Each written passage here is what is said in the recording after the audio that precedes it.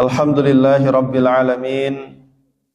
Alhamdulillahi wa kafa. Wassalatu wassalamu ala nabiyil mustafa wa ala alihi wa ashabihi ahli sidqi wal wafa. Asyhadu an la ilaha illallah wa asyhadu anna Muhammadan abduhu wa rasuluh. Allahumma salli wa sallim wa barik ala sayyidina wa maulana Muhammadin wa ala alihi wa ashabihi wa man tabi'ahum bi ihsanin ila yaumiddin. Amma ba'du, rabbi syrah li sadri wa yassir li amri wahlul 'uqdatam min lisani yafqahu qawli. Subhanaka la ilma lana illa ma 'allamtana innaka antal alimul hakim. Allahumma 'allimna ma yanfa'una wanfa'na bima 'allamtana wa zidna ilman ya rabbal alamin. Allahumma inna na'udzubika min qalbin la yakhsha wa min ilmin la yanfa' wa min nafsin la tashba' wa min da'watin la yustajabu laha. Ma'asyiral muslimin, jamaah salat subuh yang mudah-mudahan senantiasa diberikan keberkahan oleh Allah Subhanahu wa taala. Kita bersyukur kepada Allah atas semua nikmat dan karunia-Nya. Kita masih diberikan kecukupan dalam nikmat kehidupan dunia. Kita masih diberikan oleh Allah keamanan, kita bisa ibadah dengan tenang, kita juga bisa hidup dengan nyaman, jauh dari rasa takut yang hari-hari ini masih menyelimuti sebagian saudara-saudara kita. Ada yang hidupnya nggak nyaman karena perang, Pak. Ada yang hidupnya nggak nyaman karena bencana alam. Karenanya kita patut dan harus bersyukur kepada Allah atas semua nikmat tersebut, dan mengingatkan dengan firman Allah Subhanahu wa taala, falyabudu rabb hadzal bait, maka hendaknya mereka beribadah kepada Tuhannya Ka'bah ini, yaitu kepada Allah Subhanahu wa taala, alladzi at'amahum min ju', karena Dia telah mengenyangkan kita sehingga tidak lapar, wa amanahum min khauf, dan memberikan rasa aman kepada kita sehingga kita tidak merasa takut dan khawatir. Dua nikmat utama yang Allah berikan kepada kita di dunia ini yang harus kita syukuri, kita manfaatkan sebaik-baiknya untuk beribadah, untuk menghambakan diri, mengabdi kepada Allah Subhanahu wa taala. Masyiral muslimin jamaah rahimakumullah, pada kesempatan pagi hari ini kita akan kembali melanjutkan pembahasan kita, mengambil pelajaran dari kisah perjalanan Nabi Musa alaihissalam dalam membimbing Bani Israel. Nabi Musa termasuk Nabi Ulul Azmi. Disebut Ulul Azmi karena memiliki tekad dan kesabaran yang istimewa. Karena juga ujiannya sangat besar. Ujiannya tidak cuma Fir'aun. Fir'aun itu hanya salah satu dari episode perjalanan dan perjuangan Nabi Musa alaihissalam. Adapun yang lebih berat yang dialami Nabi Musa adalah membimbing kaumnya, membina Bani Israel untuk bisa istiqamah, menjadi hamba-hamba Allah yang taat, hamba-hamba Allah yang patuh, dan jangan mengingkari perjanjian serta mengingkari perintah-perintah Allah Subhanahu wa taala. Inilah perjalanan yang paling berat yang dialami Nabi Musa alaihissalam sampai nanti akhir hayatnya. Karenanya ketika Rasulullah SAW mendapatkan ujian berat dari kaumnya, di antara kalimat yang beliau gunakan untuk menghibur diri, di antara kalimat yang beliau ungkapkan supaya penderitaan yang beliau alami ini terasa ringan, dan supaya kesabaran beliau ini bisa meningkat, beliau mengatakan, rahimallahu akhi Musa, semoga Allah merahmati saudaraku yaitu Musa alaihissalam, karena beliau sebelum ini telah mendapatkan rasa sakit dari kaumnya, ya, lebih daripada yang aku rasakan, dan beliau bersabar. Ya, jadi Nabi Muhammad SAW mengatakan, semoga Allah merahmati Nabi Musa alaihissalam karena beliau mendapatkan pula penderitaan, kezaliman yang diberikan oleh kaumnya, dan beliau bisa bersabar. Di kalimat ini diungkapkan Nabi Muhammad SAW untuk menghibur diri supaya penderitaan yang dialami tidak terasa berat, menjadi ringan, supaya kesabarannya yang lebih menguat, sekaligus untuk meneguhkan diri agar tetap konsisten menjalankan tugas dakwah membimbing umat. Ya. Nah, begitu pula cara kita yang diajarkan oleh Allah Subhanahu wa taala dalam Al-Qur'an, dan ini metode Quran. Metode Quran untuk menghibur hati kita agar kita bisa meningkatkan kesabaran, agar penderitaan cobaan hidup yang kita alami ini terasa ringan, sekaligus supaya kita tetap konsisten di atas kebenaran. Allah ceritakan kepada kita kisah-kisah umat terdahulu, ya, supaya kita bisa mengambil pelajaran. Ma'asyiral muslimin jamaah rahimakumullah.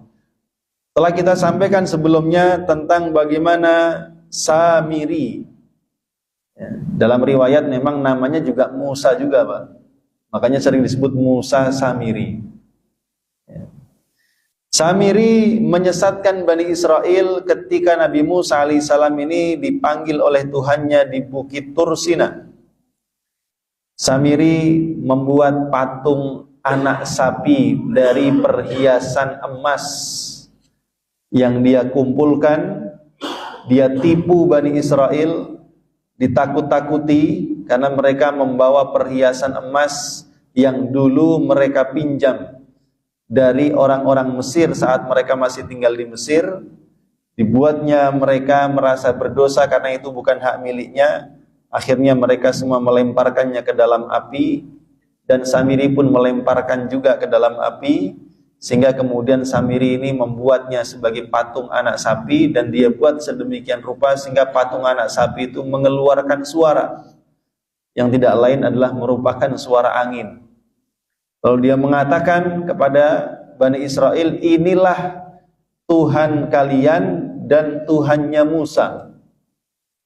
Hanya saja Musa lupa kalau Tuhannya ada di sini, makanya dia berangkat pergi ke atas nyari Tuhannya.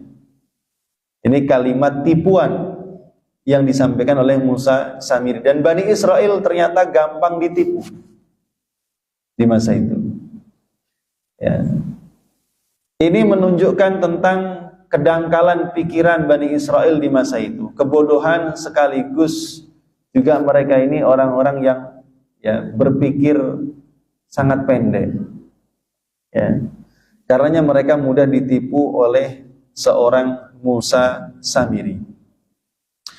Nah, ma'asyiral muslimin jamaah rahimakumullah, Allah Subhanahu wa taala menyampaikan kepada Nabi Musa alaihi salam, ya, fa inna qad fatanna qaumaka min ba'dika wa adallahumus Samiri. Wahai Musa, kami telah menimpakan fitnah, cobaan kepada kaummu, dan mereka telah disesatkan oleh Samiri. Maka mendengar berita itu, faraja'a Musa ila qaumihi ghadbana asifa. Nabi Musa segera pulang. Sudah selesai urusannya dengan Allah. Beliau mendapatkan alwah. Alwah itu jamak dari lauh, Pak. Papan-papan yang isinya adalah ajaran Taurat. Dibawa pulang, ya, tapi ya dengan ketergesa-gesaan, dengan kemarahan gitu ya, karena beliau mendapat informasi dari Allah, umatmu telah disesatkan oleh Samiri. Ya. Faraja'a Musa ila qaumi ghadbana asifa. Pulanglah Nabi Musa alaihissalam kembali kepada kaumnya dalam keadaan sangat marah. Ya. Karena begitu sampai kepada kaumnya, benar-benar beliau melihat bagaimana Bani Israel ini mayoritasnya, ya, berarti ada sedikit yang tidak tersesat, Pak. Mayoritasnya ini sedang duduk bersimpuh di depan patung anak sapi, berdoa, minta berkah, mengusap-ngusap, macam-macam. Dalam satu riwayat disebutkan mereka menari-nari. menari-nari berkeliling-keliling sambil mengarak patung anak sapi, muter, tawaf berkeliling-keliling, rokes berjoget. Ya. Makanya sebagian ulama mengatakan umat yang pertama kali mengarang ibadah model joget-joget, nah, itu adalah Bani Israel. Saat mereka mengarak patung anak sapi, ya. Itu yang mereka lakukan. Karenanya Nabi Musa alaihissalam sangat marah ketika melihat perbuatan kaumnya. Maka beliau mengatakan, ya qaumi, qala ya qaumi alam ya'idkum rabbukum wa'dan hasana afatala alaikumul ahdu am aradtum an yahilla alaikum ghadabun min rabbikum fa akhlaftum mau'idi. Wahai kaumku. Nah, meskipun demikian rupanya Nabi Musa ini rasa kasih sayangnya kepada umatnya lebih besar, Pak. Makanya masih dipanggil wahai kaumku. Bukankah Tuhanmu telah menjanjikan kepadamu suatu janji yang baik? Apakah terlalu lama masa perjanjian itu bagimu, atau kamu menghendaki agar kemurkaan Tuhan menimpamu? Mengapa kamu melanggar perjanjianmu dengan aku? Nabi Musa marah. Dalam sebagian riwayat marahnya sampai melempar tuh lauh yang dibawa tuh dilempar. Saking marahnya. Bukan melempar karena melecehkan Taurat, tentu bukan. Ya, tapi saking kemarahan yang menguasai dirinya. Ya. Nabi Musa tidak putus asa untuk terus memberikan petunjuk kepada umatnya. Maka beliau mengatakan, ya qaumi, wahai kaumku, alam ya'idkum rabbukum, bukankah Allah Tuhan kalian telah menjanjikan kepada kalian suatu janji yang baik, yaitu Allah sudah berjanji dengan dipanggilnya Nabi Musa akan menurunkan kepada mereka ajaran-ajaran yang tersusun dalam kitab, yaitu Taurat.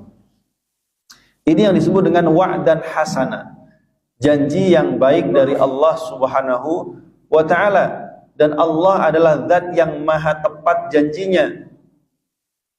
Siapapun yang membuat perjanjian dengan Allah Subhanahu wa ta'ala, maka pasti dia beruntung dan tidak akan kecewa.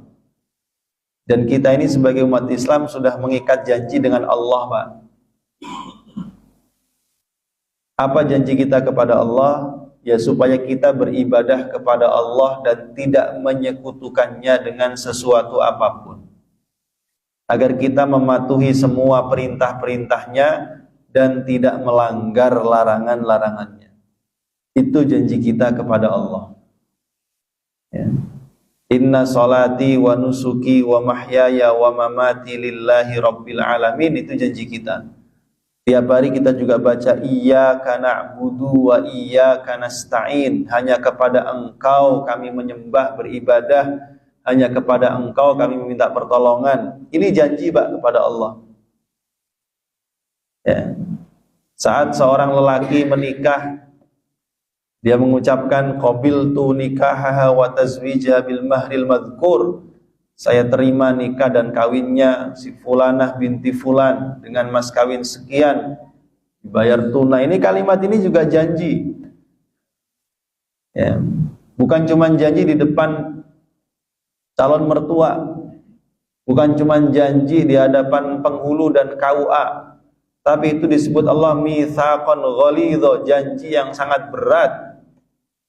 Karena kita telah menghalalkan sesuatu yang sebelumnya diharamkan oleh Allah, tapi dengan imbalan kita harus menunaikan kewajiban sebagai suami dan kepala keluarga, yang itu tidak cuma terbatas kita ngasih tempat tinggal, ngasih pakaian, ngasih makan, enggak cuma itu, tapi ku anfusakum wa ahlikum naro, siap menjaga diri dan keluarga jangan sampai terkena api neraka, Pak.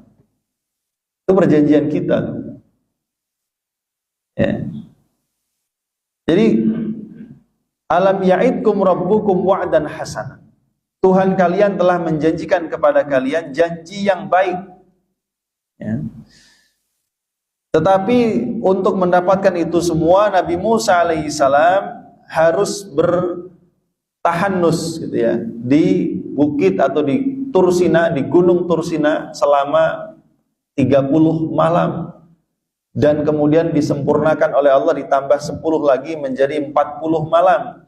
Makanya Nabi Musa alaihissalam bertanya, "Afatola alaikumul ahdu?" Apakah begitu lama waktu yang dijanjikan oleh Allah tersebut? Apakah 40 hari itu waktu yang lama bagi kalian? Afatola alaikumul ahdu? Am aradtum an yahilla alaikum ghadabum mir rabbikum? Atau sebenarnya memang kalian yang pengen ditimpa kemurkaan dari Allah Subhanahu wa taala, lalu kalian melanggar perjanjian kalian dengan aku. Ya. Baru kemarin dibimbing, diingatkan, ditegur. Ya. Setelah melewati Laut Merah, selamat dari Fir'aun, mereka melewati satu perkampungan yang penduduk kampung itu menyembah patung anak sapi juga. Ya. Waktu itu kalau bapak-bapak masih ingat, mereka berkata kepada Nabi Musa, "Wahai Musa, tolong buatkan untuk kami Tuhan seperti Tuhan-Tuhan yang mereka sembah." Ya. Jadi Bani Israel lihat orang nyembah berhala itu tertarik, Pak. Kok seru juga kelihatannya menyembah berhala gitu. Ya, kepengin. Maka mereka berkata kepada Nabi Musa, minta dibuatkan patung anak sapi untuk disembah. Ya, Nabi Musa bilang, betapa bodohnya kalian. Ya. Karena sudah diberikan petunjuk, diajarin selama ini, ya, bersama Fir'aun itu Nabi Musa ngajarin Bani Israel itu bukan sehari 2 hari, Pak, 20 sekian tahun. Kok masih terdapat sisa-sisa jahiliyah di kepala dan hatinya? Ya. Barulah mereka kemudian sadar. Oh, begitu ditinggal 40 hari di Gunung Tursina, ya, ditipu oleh Samiri dengan patung anak sapi terbuat dari emas yang mengeluarkan suara, padahal suara itu efek dari angin yang masuk dari bagian belakangnya, keluar dari bagian mulutnya, menyerupai suara sapi. Mereka bisa tertipu dan menganggap patung anak sapi itu benar-benar sebagai Tuhan. Ya. Lalu mereka pun tersesat karena menyekutukan Allah Subhanahu wa ta'ala. Nabi Musa mengatakan, apakah begitu lama? Maksudnya kok betapa cepatnya kalian ini durhaka lagi kepada Allah. 40 hari, nabinya pun masih hidup. Ya. Itu pun Nabi Musa yang pergi, Nabi Harunnya masih ada. Kok bisa? Gitu. Afatola alaikumul ahdu? Apakah begitu lama waktu perjanjian itu bagi kalian? Atau sebenarnya memang kalian menghendaki, ya, ingin ditimpa kemurkaan dari Allah Subhanahu wa ta'ala sehingga kalian berani melanggar perjanjian? Ya. Nah, di sini juga Nabi Musa alaihissalam mengingatkan kepada kaumnya bahwa kaum yang model seperti ini perilakunya, melanggar perjanjiannya dengan Allah, apalagi melakukan dosa besar menyekutukan Allah Subhanahu wa ta'ala, ya, ini adalah perbuatan yang dapat mengundang turunnya murka Allah Subhanahu wa ta'ala. Bapak-bapak sekalian, jamaah yang dimuliakan Allah Subhanahu wa ta'ala, di Quran itu ada namanya surah Saba, Pak. Surat Saba. Saba itu merujuk kepada satu negeri yang dulu, ya, atau bukan yang dulu, yang nanti gitu. Kalau ini Nabi Musa berarti yang nanti.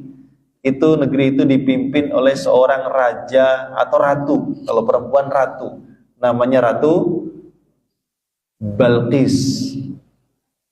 Ya. Ratu Balqis nanti masuk Islam di tangan Nabi Sulaiman alaihissalam. Sehingga Saba pun menjadi negeri muslim. Saba, nanti dibaca suratnya, ayatnya. Ketika Saba menjadi negeri yang muslim, taat, patuh, mentauhidkan Allah Subhanahu wa taala, Sabah dibuat oleh Allah menjadi negeri yang subur makmur. Jannataini an yaminin wa shimal. Ada dua kebun, sebelah kanan, sebelah kiri. Wa fajjarna khilalahuma nahara, dan kami alirkan di sela-selanya ada sungai-sungai. Negeri kalau dia ada pepohonan, hutan hijau, ya, ada sungai, menandakan negeri yang subur makmur. Ya, simbol kesuburan, simbol kesejahteraan suatu masyarakat. Dan gak cuma itu, ya. Baldatun thayyibatun wa rabbun ghafur.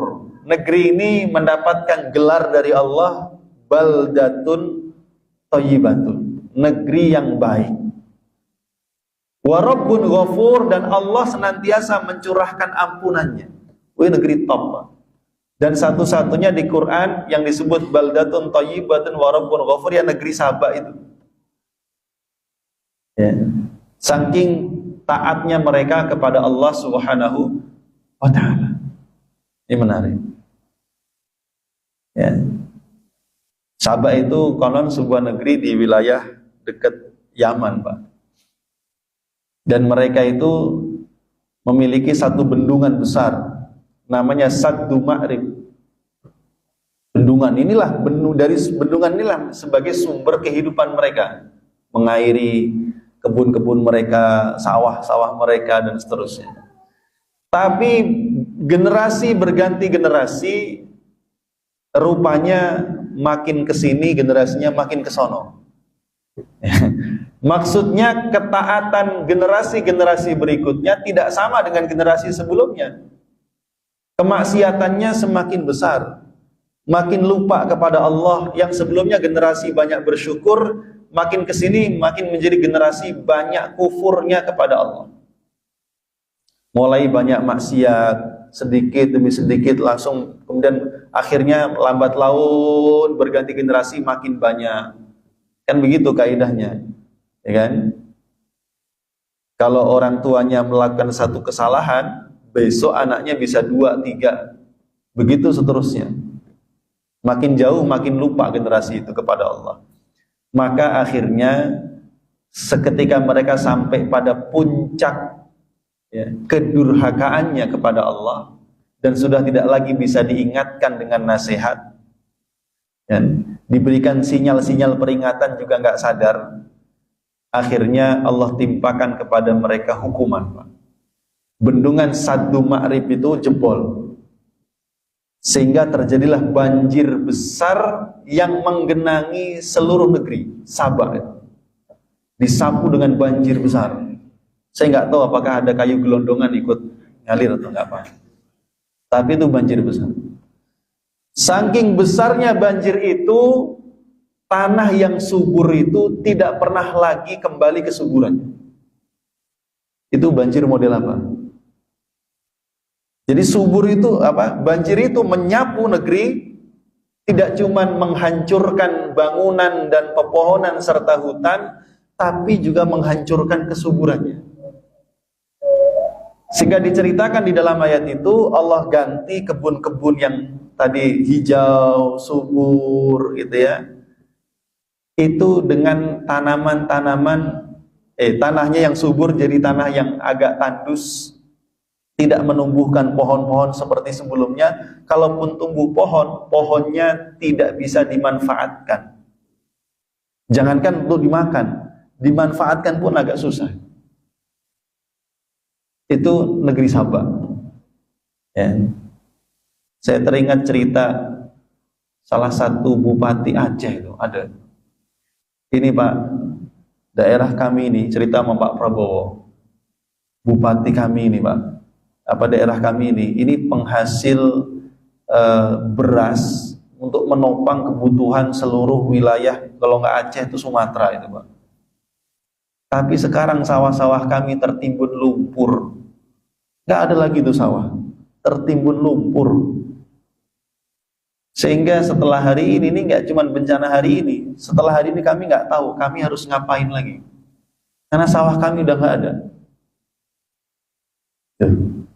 Saya langsung ketika dengar itu, saya langsung ingat itu Sabah itu, Pak. Ya mudah-mudahan nggak seperti itu. Ya. Tapi bagi Allah sangat mudah saja merubah tanah yang dulu subur menjadi tandus, gampang sekali. Sebagaimana Allah bisa nanti juga merubah tanah yang tandus menjadi subur, karena salah satu tanda dekatnya kiamat, ya, jazirah Arab yang umumnya tandus kelak menghijau, ya, malah bersalju, tuh Pak. Bagi Allah gampang saja merubah semua itu. Ya. Jadi ma'asyiral muslimin jamaah rahimakumullah. Jadi sekali lagi, yang mengundang murka Allah adalah kemaksiatan. Ya.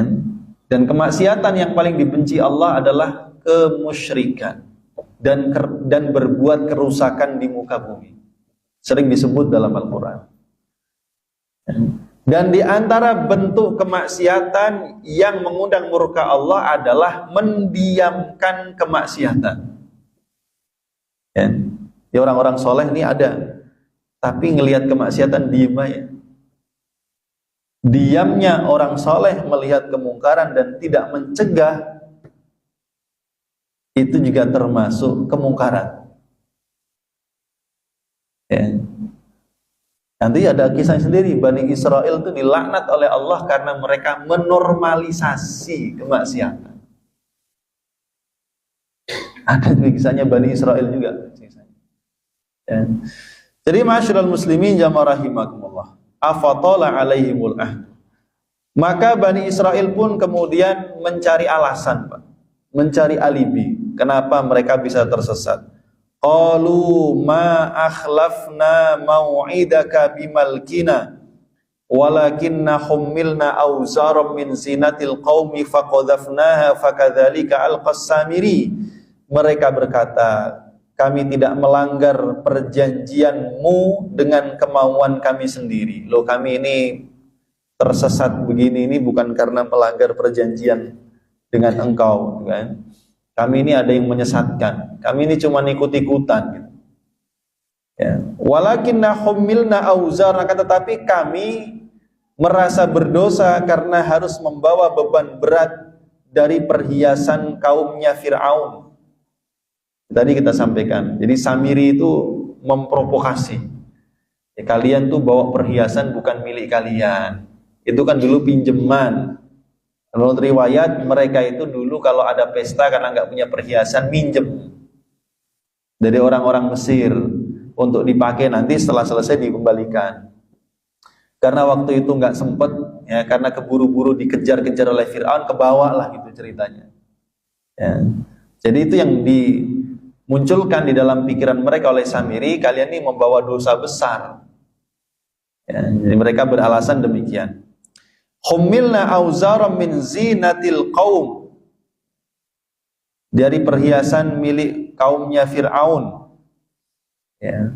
Kemudian kami pun melemparkannya, faqadhafnaha, maka kami pun melemparkan perhiasan itu ke dalam api. Maksudnya mereka qadhafa, melemparkan itu melemparkan untuk membersihkan diri dari dosa. Ini bukan milik kami, kami buang. Ya. Tapi justru itulah yang diinginkan oleh Samiri. Maka Samiri fakadzalika alqas Samiri. Maka seperti itu pula Samiri juga melemparkan. Tapi bahasa melemparkannya Qur'annya beda. Kalau tadi faqadhafa, ya, Bani Israel ini faqadhafna.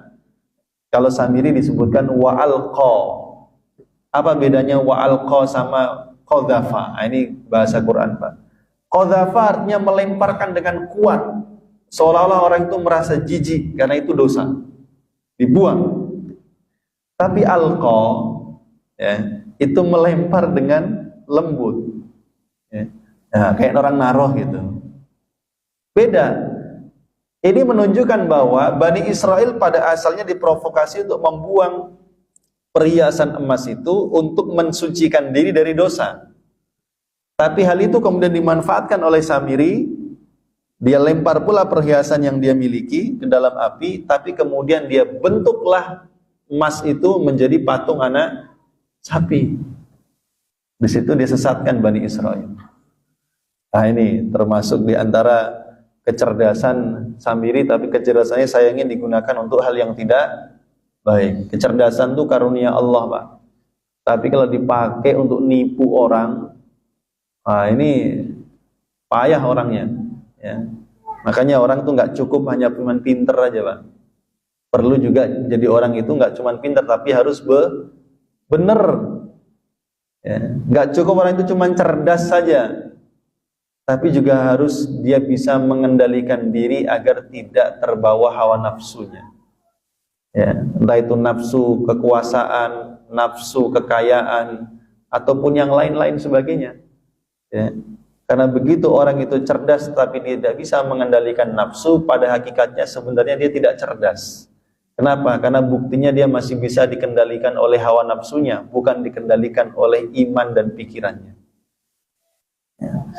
Ma'asyiral muslimin, jamaah rahimakumullah. Lalu dijadikanlah tadi sebagai patung anak sapi seperti yang sudah kita ceritakan. Ma'asyiral muslimin, jamaah rahimakumullah.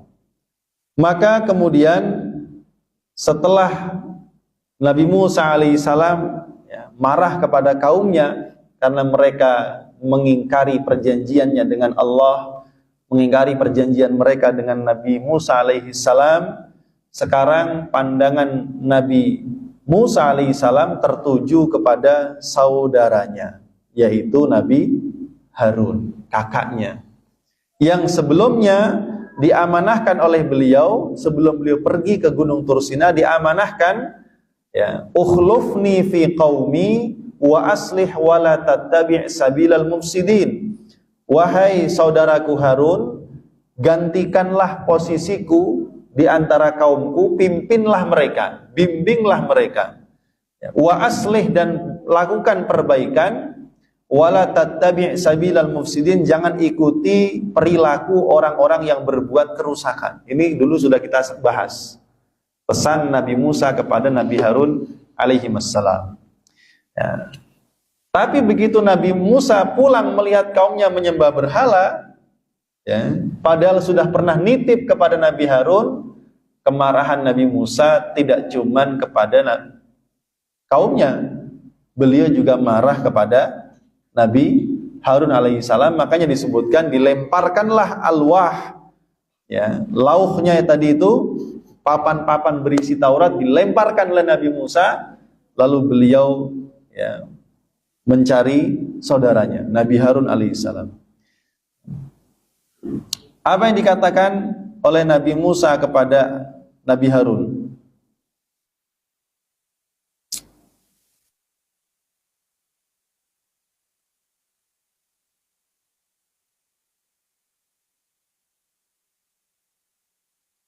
Qala ya Harunu ma mana'aka idh ra'aitahum dhallu. Wahai Harun, apa yang mencegahmu ketika kamu melihat mereka telah tersesat?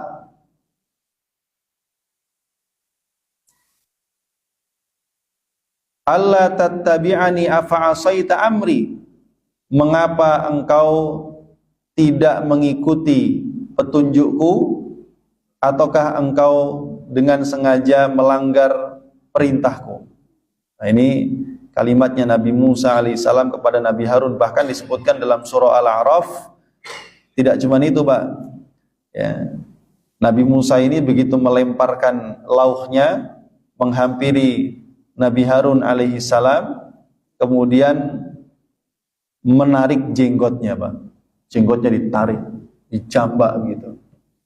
Ekspresi kemarahan.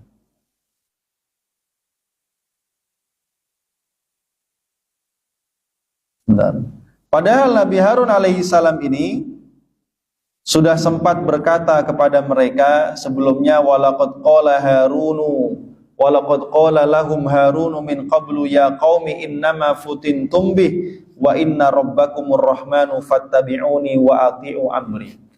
Dan sungguh sebelumnya Nabi Harun telah berkata kepada mereka Bani Israel saat mereka menyembah patung anak sapi, ya qaumi, wahai kaumku, sesungguhnya kalian hanya sedang diberikan cobaan oleh Allah, diuji dengan patung anak sapi ini.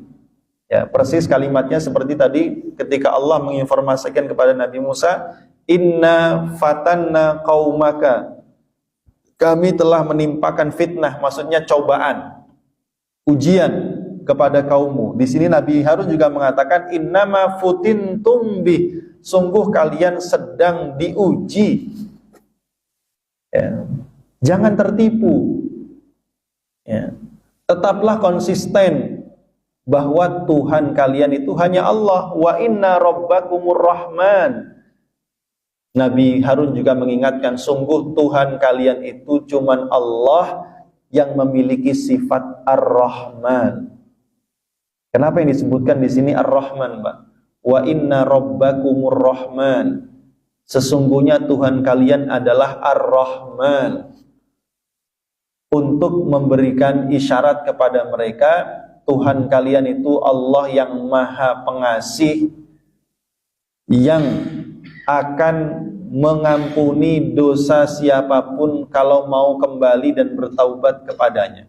Karena saat itu mereka sudah tersesat, sudah menyembah patung anak sapi. Diingatkan oleh Nabi Harun alaihissalam, "Fattabi'uni," maka ikutilah kalian aku, maka ikutilah aku, wa ati'u amri, dan taatilah perintahku.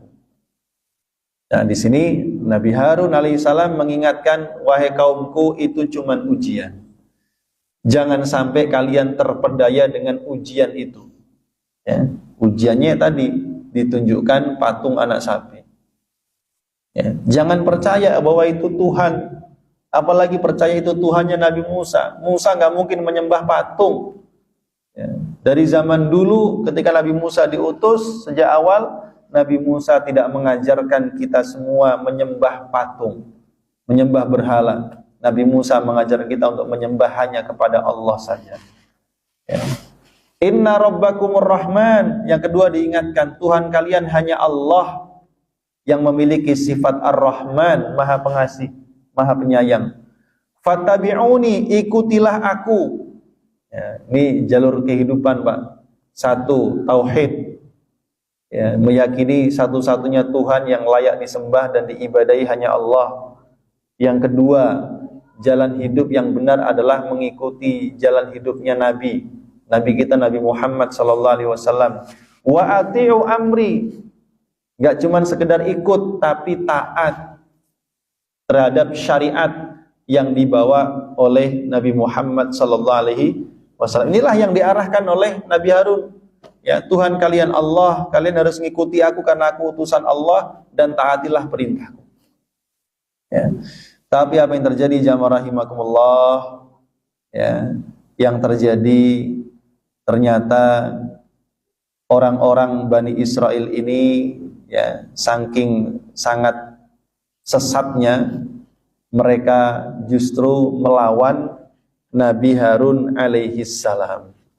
Dalam riwayat dalam ayat di surat Al-A'raf, ya, disebutkan mereka hampir saja membunuh Nabi Harun alaihi salam.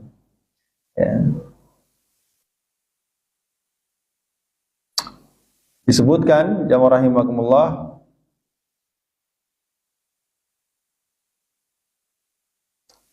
qala ibna umma innal qauma stat'afuni wa kadu yaqtulunani. Wahai Nabi Musa, saudaraku, sesungguhnya kaum Bani Israel menganggap remeh diriku. Mereka menganggapku lemah. Wa kadu yaqtulunani, dan hampir saja mereka membunuhku. Fala tushmit biyal a'da, maka janganlah engkau jadikan orang-orang itu bergembira karena engkau menjatuhkan hukuman kepadaku. Wala taj'alni ma'al qaumidz zalimin, jangan engkau bersikap kepadaku seolah-olah aku termasuk di antara orang-orang yang melakukan kezaliman. Padahal Nabi Harun benar-benar melaksanakan wasiat dari Nabi Musa alaihissalam membimbing kaumnya. Hanya saja kaumnya ini memang terlalu ngeyel, Pak. Ya, memang tugas berat para nabi ya begini ini, membimbing umatnya. Itu tugas paling berat. Karenanya ma'asyiral muslimin jamaah rahimakumullah, jawaban orang-orang Bani Israel ketika diingatkan oleh Nabi Harun alaihissalam, mereka dengan sangat percaya diri mengatakan lan nabroha alaihi akifina hatta yarji'a ilaina Musa. Harun, pokoknya, ini kalau pakai pokoknya susah Pak. Kami akan tetap menyembah patung anak sapi ini sampai Musa kembali kepada kami. Lan nabroha alaihi akifin, kami akan tetap iktikaf, duduk bersimpuh di depan patung anak sapi ini sampai Musa kembali kepada kami. Inilah karakter orang yang bodoh dan suka ikut-ikutan, ngeyel dan susah diajak berubah walaupun yang ngajak benar. Nabi Harun benar, beliau seorang nabi.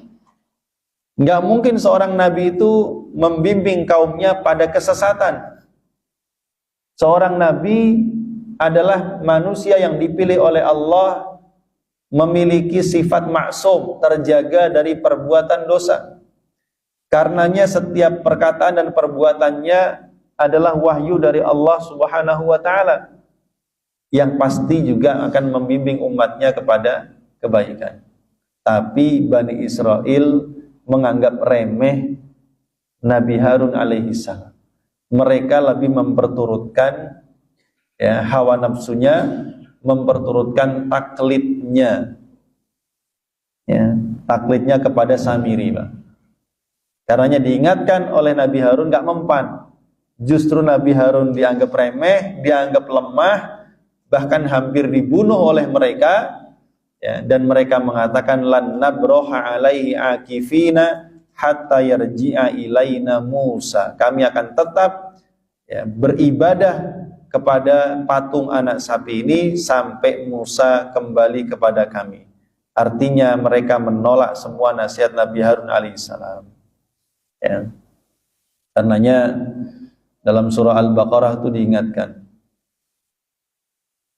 wa idza qila lahum ittabi'u ma wa idza qila lahum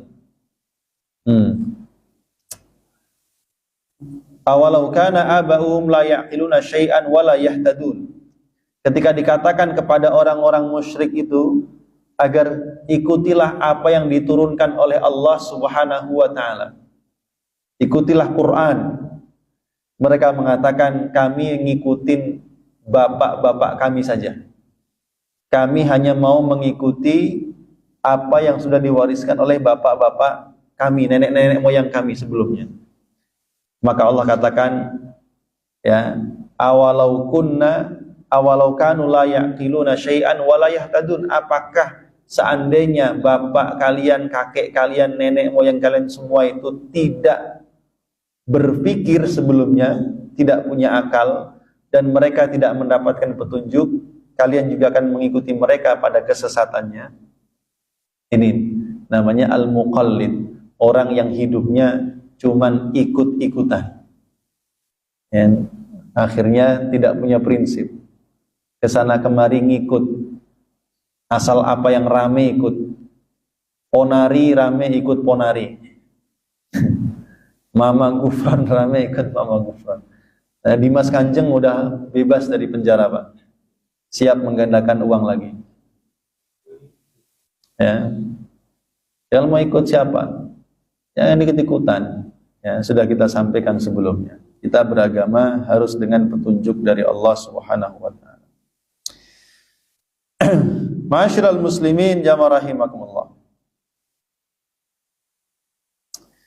Kemudian qala ya Harun ma mana'aka idh ra'aitahum dhallu. Wahai Harun, mengapa engkau biarkan mereka tersesat? Apa yang menghalangi engkau dari menasihati mereka dari kesesatan mereka? Allah tattabi'ani afa'asaita amri, sehingga engkau tidak mengikuti aku. Apakah engkau telah sengaja melanggar perintahku, kata Nabi Musa alaihissalam sambil tadi dijambak jenggotnya oleh Nabi Musa alaihissalam. karena memang sangat marah. Jadi yang pertama marah kepada kaumnya, ya, setelah itu marah kepada saudaranya Nabi Harun alaihi salam, ya, dan Nabi Harun juga menyampaikan uzurnya tadi sudah kita sampaikan, di antaranya ya bena umma, wahai saudaraku, wahai anak ibuku, maksudnya saudaraku yang aku cintai, ya. Innal qaumastad'afuni, sesungguhnya mereka menganggapku lemah. Wa kadu yaqtulunani, dan hampir saja mereka membunuhku. Ya. Ini yang disampaikan oleh Nabi Harun alaihissalam, fala tushmit biyal a'da, ya, wala taj'alni ma'al qaumidz zalimin, janganlah engkau menyikapi aku seperti engkau menyikapi orang-orang yang zalim. Ya, jadi Nabi Harun alaihissalam sudah menunaikan tugasnya dengan baik, melaksanakan wasiat atau pesan daripada Nabi Musa alaihissalam, ya, dan beliau telah mengingatkan Bani Israel, tetapi sebagian besar mereka lebih memilih kesesatan daripada petunjuk, kecuali sedikit di antara mereka yang tidak ikut-ikutan tersesat. Jadi rupanya yang tidak tersesat ini cuma sedikit, jamaah rahimakumullah. Nah, adapun Nabi Harun alaihissalam menyampaikan menyampaikan uzurnya. Mengapa beliau kemudian tidak bisa menghalangi Bani Israel dari kesesatan menyembah patung anak sapi? Ya. Beliau menyampaikan, ya bena umma, wahai putra ibuku, la ta'khudh bilihyati wala bira'si, janganlah engkau, ya, menjambak janggutku dan juga rambut kepalaku. Ya. Inni khasyitu antakula farraqta baina bani Israila walam tarqub qawli. Sesungguhnya aku khawatir kelak engkau akan berkata kepadaku, engkau telah memecah belah antara Bani Israel dan engkau tidak memelihara amanatku. Ya, justru pada akhirnya aku memilih untuk tidak, ya, akhirnya diam, Pak. Nabi Harun nih, maksud diam itu beliau tidak lagi punya kekuatan untuk membimbing Bani Israel, karena yang sesat ini banyak. Dan tadi sudah sampai terancam nyawa beliau. Sekaligus juga beliau berpikir, beliau takut kalau nanti Nabi Musa kembali, beliau akan dituduh memecah belah Bani Israel antara blok penyembah patung anak sapi, ya, dengan blok yang masih bertauhid kepada Allah Subhanahu wa taala. Sehingga kalau itu terjadi, Bani Israel terbelah menjadi dua, berarti akan ada dua kepemimpinan yang itu rentan menimbulkan perselisihan dan perang saudara. Jadi rupanya Nabi Harun juga punya alasan yang cukup masuk akal. Kalau saya ngotot dalam arti begitu, ya, kekeh untuk tetap melarang mereka, akhirnya yang beriman ngikut saya, yang sesat ngikut Samiri, khawatir terjadi pertumpahan darah. Dan kalau engkau kembali, saya khawatir engkau akan mengatakan, wahai saudaraku, engkau telah memecah belah Bani Israel. Jadi di hadapan Nabi Harun alaihissalam, beliau menghadapi dua dilema. Yang pertama, ya, kalau beliau mempertahankan persatuan dan persaudaraan Bani Israel, berarti beliau seolah-olah menormalisasi penyembahan patung anak sapi. Tapi kalau beliau mempertahankan tauhid dalam artian tetap memerangi kesyirikan yang dilakukan Bani Israel, konsekuensinya bisa jadi persatuan Bani Israel akan pecah. Nah, disinilah menurut sebagian ulama, Nabi Harun alaihissalam mengalami dua dilema tersebut. Ya, apalagi waktunya hanya dalam tempo yang tidak lama, Pak. 40 hari itu kan nggak lama. Dan 40 hari itu kan nggak mesti di hari pertama mereka langsung menyembah sapi. Ya, itu kan pasti ada beberapa hari kemudian.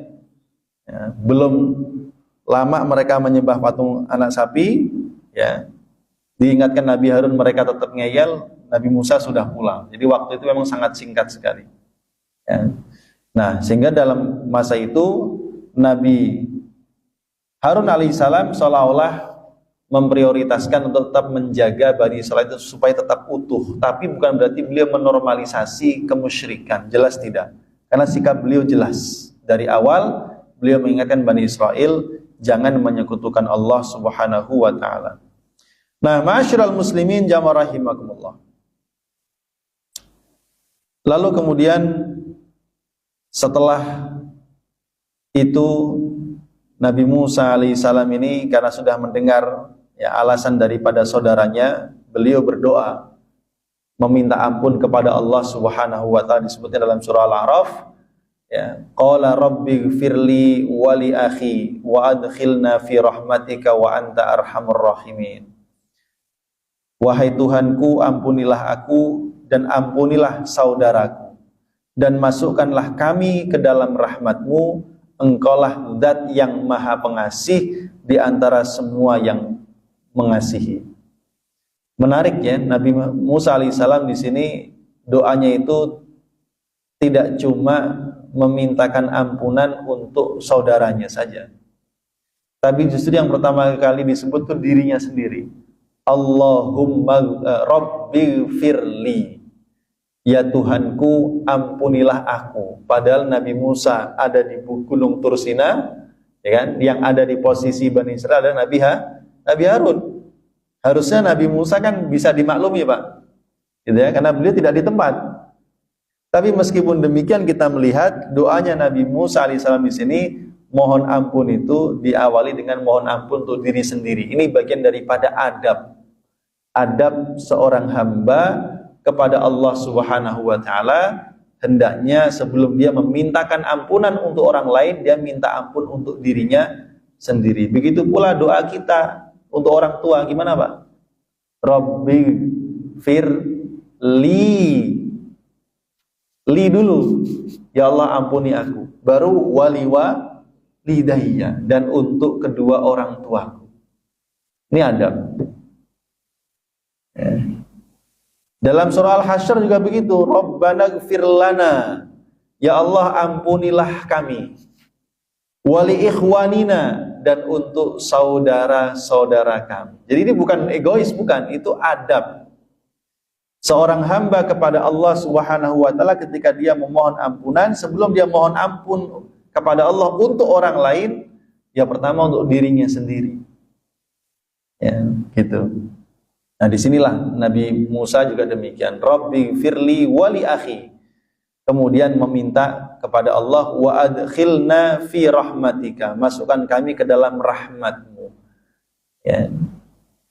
Karena begitu seseorang mendapatkan rahmat Allah, maka dia dijauhkan dari azab Allah. Ya. Fa adkhilna fi rahmatika wa anta arhamur rahim. Nah, maka kemudian Nabi Musa alaihissalam mengarahkan ya, dialognya kepada kaumnya sudah, ya kan, kepada saudaranya sudah, sekarang kepada biang kerok kejahatannya. Siapa Pak? Musa Samiri. Itulah Nabi Musa satu-satu kepada kaumnya, ya. Kepada kaumnya ya cukup keras sebenarnya, karena mereka melanggar perjanjian dengan Nabi Musa alaihissalam, dengan Allah Subhanahu wa taala. Qala fama khatbuka ya Samiri. Nabi Musa alaihissalam berkata, apakah yang mendorongmu berbuat demikian wahai Samiri? Ya, Nabi Musa itu enggak langsung ya menjudge dalam artian kamu pelaku kejahatan menyesatkan enggak? Nabi Musa nanya dulu nih, Pak. Ya, yang membuat kamu melakukan ini itu apa? Apa alasanmu? Ya, tetap ditanya alasannya, padahal sudah jelas salah besar tuh. Ya. Qala fama khatbuka ya Samiri. Apa yang mendorongmu melakukan perbuatan seperti ini wahai Samiri? Dan kalimat fama khatbuka itu tidak digunakan kecuali untuk hal-hal yang sifatnya sangat besar, Pak. Ini perkara besar. Perbuatan Samiri yang menyesatkan Bani Israil perbuatan besar, ya, dosa besar, sangat besar, ya, karena dia sesat dan menyesatkan. Ya. Fama khotbuka ya Samiri, maka dia mengatakan qala basurtu bima lam yabsuru, aku mengetahui sesuatu yang tidak mereka ketahui. Faqabattu qabdatan min atharir rasul, maka aku mengambil segenggam tanah dari jejak Rasul. Kemudian fanabathtuha, aku pun melemparkannya ke dalam api bersamaan dengan tadi emas-emas perhiasan tadi. Wa kadzalika sawwalat li nafsi, demikianlah nafsuku membujukku. Ya.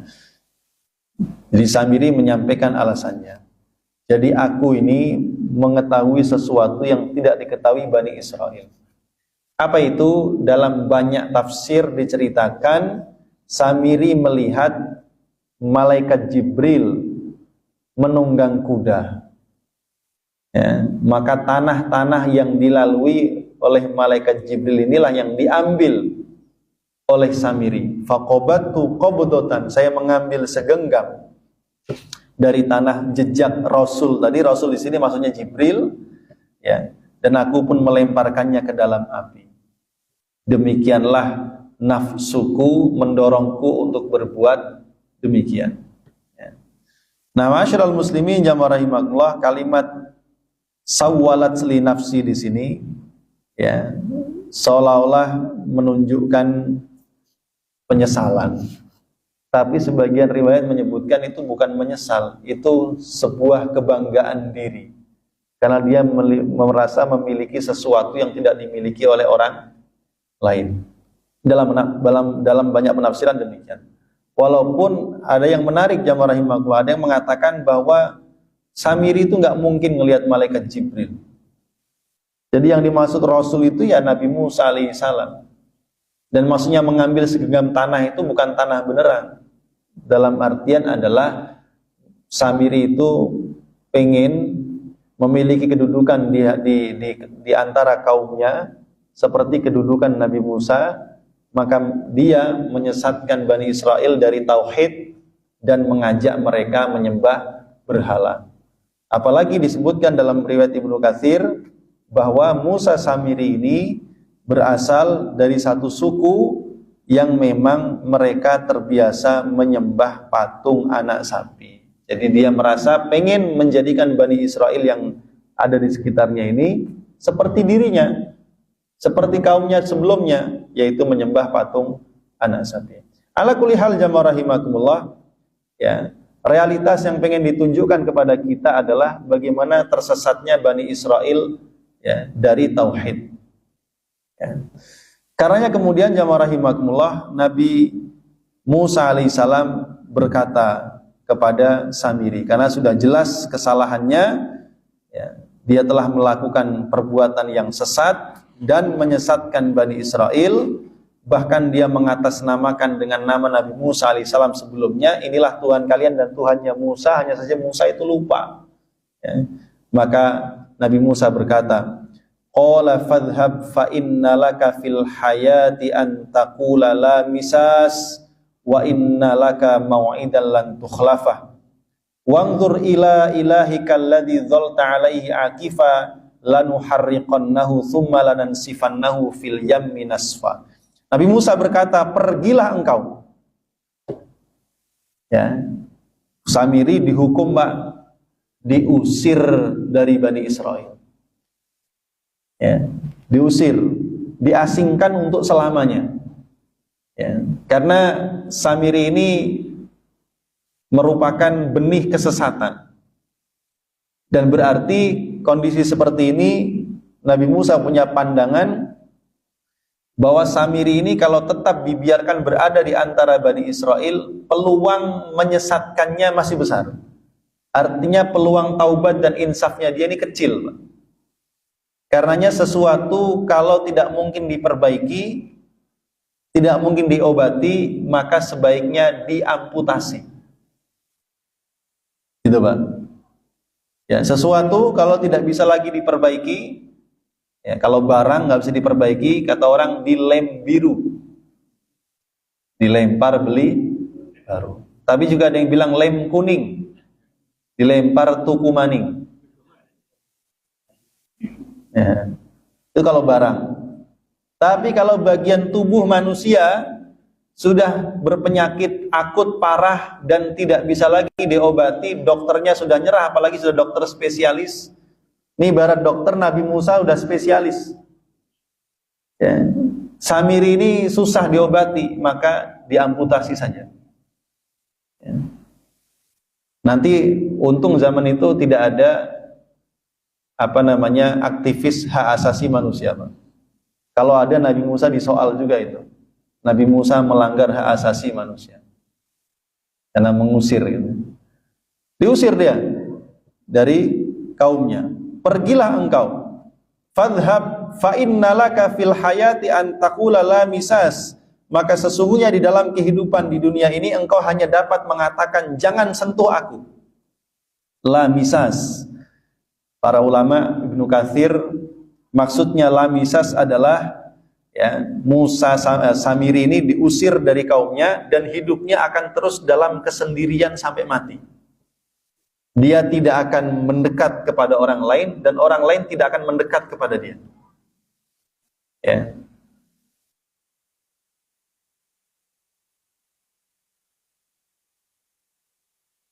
Kemudian wa inna laka mau'idan lan tukhlaf wa inna laka mau'idan lan tukhlafa. Dan kelak bagimu dan sungguh bagimu ada satu ancaman di akhirat, lan tukhlafah, yang tidak akan dapat engkau hindari. Jadi hukuman di dunianya diusir, terasing untuk selama-lamanya sampai mati. Di akhiratnya terancam dengan hukuman akhirat. Ya. Kemudian yang terakhir beliau mengatakan wangzur ila ilahika, dan lihatlah kepada Tuhanmu ini. Ya, kalimatnya Tuhanmu itu mu-nya menunjuknya kepada Samiri saja. Dan lihatlah kepada Tuhanmu ini, patung anak sapi. Alladzi dzalta alaihi akifa, yang terus-menerus engkau sembah patung anak sapi ini. Lanuharriqannahu, kami benar-benar pasti akan membakarnya. Thumma lanansifannahu, kemudian kami akan menghamburkannya fil yammi nasfa, ke dalam lautan supaya dia berserakan. Ya, jadi sumber kesesatannya pertama adalah pelakunya, ya, provokatornya, inisiatornya dihukum. Ya, kemudian barangnya walaupun terbuat dari emas, enggak kemudian disimpan, dijual biar jadi duit, enggak.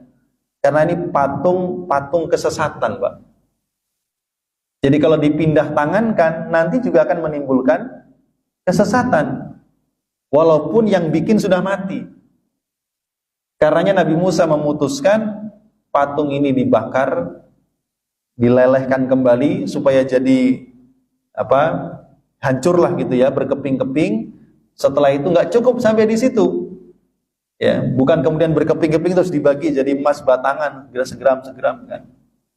Ya. Tapi akan dibuang, disebar ke lautan. Ya, kalau yang ada yang mau nyari, silakan.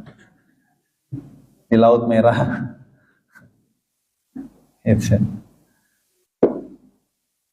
Jadi jamaah rahimakumullah, dengan demikian berarti selesai persoalan patung anak sapi ini. Dan Nabi Musa menutup dengan mengingatkan kembali, innama ilahukumullahu alladzi la ilaha illahu, sesungguhnya Tuhan kalian, ilah sesembahan kalian, adalah Allah yang tidak ada Tuhan yang layak disembah kecuali hanya Dia. Wasi'a kulla syai'in ilma, ya, Allah pengetahuannya meliputi segala sesuatu. Ya, wasi'a kulla syai'in ilma, pengetahuan Allah meliputi segala sesuatu. Yang benar, yang salah, yang tersembunyi, yang tampak, yang di laut, yang di darat, semuanya diketahui oleh Allah Subhanahu wa ta'ala. Ya. Nah, selesailah dengan demikian ya materi kita pada kesempatan pagi hari ini berkaitan dengan kisah Nabi Musa dan patung anak sapi. Walaupun masih ada kelanjutannya, kira-kira kaumnya hukumannya apa? Kan? Apakah ada hukumannya untuk mereka yang musyrik tadi, Pak? Ada, Pak, nanti, Pak. mereka harus bertaubat. Ya. Tapi syarat taubatnya diterima, kalau kita kan cuma 3, Pak. Menyesal, berhenti dari dosa, dan tidak mengulangi kembali. Kalau itu urusan kita dengan Allah cuma 3 ini. Tapi kalau urusannya kezaliman kepada manusia, nambah 1 lagi, yaitu mengembalikan, ya, meminta kepada orang yang terzalimi itu supaya menghalalkan kesalahan kita, tolong maafkan gitu. Nah, itu kita, syariat Rasulullah SAW. Tapi syariat Nabi Musa nggak begitu, Pak. Bani Israel harus bertaubat. Tapi syarat taubatnya diterima, mereka harus mati, Pak. Harus mati. Insya Allah kita ceritakan pada pertemuan berikutnya. Sampai ketemu tahun depan. Insya Allah ya, tahun depan. Silakan kalau ada pertanyaan, jamaah rahimakumullah. Assalamualaikum.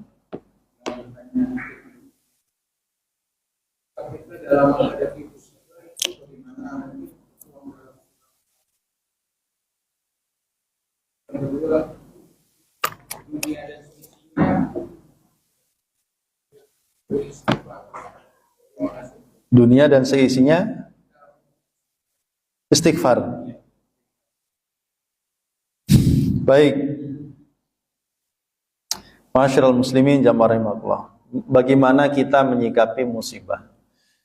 Pekan lalu sudah saya sampaikan ke ibu-ibu panjang kali lebar berkaitan dengan masalah musibah. Pengajian sore ya Bu ya. Musibah itu jamaah rahimakumullah satu peristiwanya, tapi maknanya bagi tiap orang bisa beda-beda. Dia bisa berarti ujian. Ya, yang ujian ini nanti akan meningkatkan kesabaran, meningkatkan iman, dan meningkatkan derajat seseorang itu di sisi Allah. Ini model ujian seperti ini, seperti ujian yang dialami para nabi dan para rasul, serta orang-orang yang memiliki keteguhan dalam iman seperti Sumayyah, Yasir, ya, Bilal. Itu dapat ujian yang berat. Khabbab, mereka beriman tapi disiksa. Ini bagi yang bertanya, Ustaz, saya sudah taat, saya sudah beribadah, saya sudah begini, kok saya masih dapat ujian begini ya? Boleh jadi ujian itu nilainya adalah untuk menunjukkan kualitas iman kita, sekaligus meningkatkannya, dan juga kedudukan kita ditinggikan oleh Allah. Ya. Karena kalau seandainya orang beriman dan orang yang soleh itu kok aman dari ujian dan musibah, tentu yang pertama kali aman para nabi. Buktinya para nabi, Nabi Ibrahim dibakar, ya kan Pak, Bu, ya kan? Nabi Zakaria dibunuh sama Bani Israel. Anaknya Nabi Yahya matinya, mohon maaf, disembelih oleh Bani Israel. Ya. Rasulullah SAW berjuang itu nggak cuma dicaci maki, Pak, dilemparin kotoran, dilumuri ini jeroan sapi ini kepalanya, itu beberapa kali, ya, luka berdarah kepalanya, lepas di gerahamnya karena kena panah nancep, gerahamnya lepas, ya, jatuh ke dalam parit, luka kakinya, di Taif dilemparin batu. Kalau seandainya ada orang yang aman dari musibah karena kesolehannya, tentu beliau yang paling aman. Tapi ternyata justru beliaulah manusia yang ujiannya paling berat. Nah, Rasul mengatakan asyadun nasi balaan al-anbiya, manusia yang paling berat ujiannya para nabi. Itu pertama. Ada kalanya musibah, bencana alam itu, ya, sebagai bentuk peringatan dari Allah supaya manusia sadar, sehingga kalau dia sadar, dia aman dari bencana yang lebih besar lagi. Ya, berarti namanya peringatan. Ya kan? Diingatkan, nih loh kesalahanmu, tak kasih peringatan dikit, dosisnya rendah dulu. Ini yang sudah pernah kita ceritakan ketika kita cerita Nabi Musa melawan Fir'aun. Ya kan? Ditunjukkan mukjizat, tongkat, tangan yang bersinar, tapi Fir'aun nggak bergeming. Akhirnya Mesir ditimpa macam-macam, ya kan? Apa?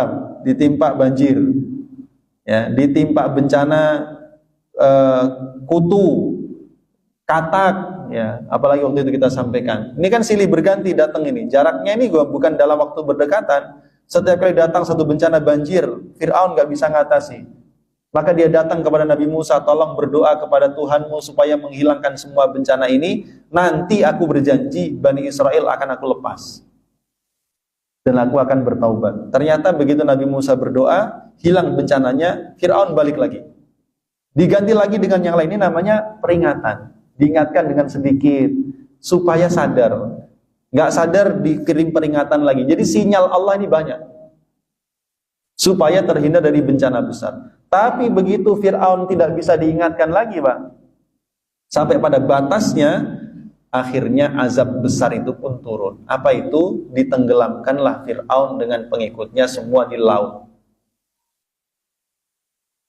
Ini baru namanya azab yang ketiga, musibah yang ketiga bukan lagi peringatan, tapi benar-benar azab dari Allah. Dan azab itu sifatnya, Pak, ada yang menimpa tidak cuma manusia dan alam tempat dia tinggal. Itu pernah dialami Nabi Nuh alaihi salam. Banjir, badai besar yang menenggelamkan seluruh bumi. Yang hancur itu seluruh bumi. Sampai 40 hari baru surut. Dan yang selamat cuma yang di atas kapal. Jadi yang lain musnah. Ada kalanya bencana itu hanya menimpa orangnya saja, tempat tinggalnya nggak kena. Seperti kaum Ad, kaumnya Nabi Saleh. Azabnya dari Allah berupa suara yang sangat keras memekakkan telinga, rumahnya, tanahnya masih utuh, ya. Tapi orangnya mati semua di dalam. Ini azab, ya, gitu. Nah, oleh karena itu jamaah rahimakumullah, ya, karena kita ini, nah kalau azab ini biasanya menimpa orang yang tidak beriman, ya, kufurnya sudah kebangetan gitu, ya. Karenanya bagi kita semuanya, ya mungkin inilah ujian dan inilah peringatan, karena tidak terjadi musibah kecuali karena kesalahan manusia itu sendiri. Banyak ayat menyebutkan wa ma asabakum min musibatin fabima kasabat aydikum. Setiap musibah yang menimpa kalian disebabkan tangan kalian sendiri, ulah sendiri. Wa ya'fu an katsir. Ulah kalian itu maksudnya adalah karena ulah kalian berbuat dosa. Dan dosa itu gak cuma berkaitan dengan minum-minuman keras, berzina, gak cuma itu, Pak. Di antara dosa adalah tidak mematuhi Allah dalam mengelola alam tempat kita tinggal ini. Karena rakus, serakah, orang tidak lagi doyan makan nasi, tapi doyan makan aspal, semen, batu, emas, kayu gelondongan pun ditelan. Ini serakah. Ya. Itu seperti itu. Ya. Oleh karena itu sikap kita ya jelas satu, sabar itu pasti. Yang kedua, yang Allah inginkan ketika kita dapat peringatan itu apa? Zaharul fasadu fil barri wal bahri bima kasabat aydin nas liyudhiqahum ba'dalladzi amilu. Telah tampak kerusakan di darat dan di lautan karena ulah perbuatan tangan dan dosa manusia, supaya Allah menimpakan kepada mereka akibat dari perbuatan yang mereka lakukan. Ujungnya dibaca la'allahum yarji'un, supaya mereka kembali sadar. Jadi nggak cukup sabar, selain sabar harus sadar. Ini salah gitu. Ada yang salah di negeri ini. Ada yang salah pada diri kita. Mulai koreksi lagi tauhidnya, ya, koreksi lagi ibadahnya, koreksi lagi pelaksanaan syariatnya, dikoreksi lagi, Pak. Kembali, nggak cuma sabar, sadar, gitu kan? Makanya saya pribadi menyerukan gitu ya, nggak cuma kepedulian sosial, nggak cuma empati nasional, tapi harus taubat nasional gitu. Itu penting, ya, kolektif. Sebagaimana tadi saya ceritakan tentang negeri Sabah. Negeri Sabah itu boleh jadi masih ada orang solehnya, ya kan? Tapi begitu bencana itu melanda, nggak cuman orang yang nggak soleh saja yang kena, semua kena dampaknya. Karenanya perlu nasional gitu, ya. La'allahum yarjun, supaya mereka nggak cuman sabar tapi sadar kembali kepada Allah. Perbaiki kehidupan itu nggak cuman memperbaiki rumahnya, memperbaiki ekosistemnya, perbaiki hutannya, nggak cuma di situ, tapi perbaiki dari mulai awal, ya, tauhid kita kepada Allah, iman kita kepada Allah, ibadah kita kepada Allah. Ini semua diperbaiki, ya. Barulah yang seperti itu kalau ayat Al-Baqarah 155 wabasyiris sabirin, ini maksudnya musibah yang berkaitan dengan yang tadi, ujian. Ya, beruntunglah orang-orang yang bersabar. Ini ujian dalam artian untuk meningkatkan iman tadi. Subhanakallahumma wa bihamdika asyhadu an la ilaha illa anta astaghfiruka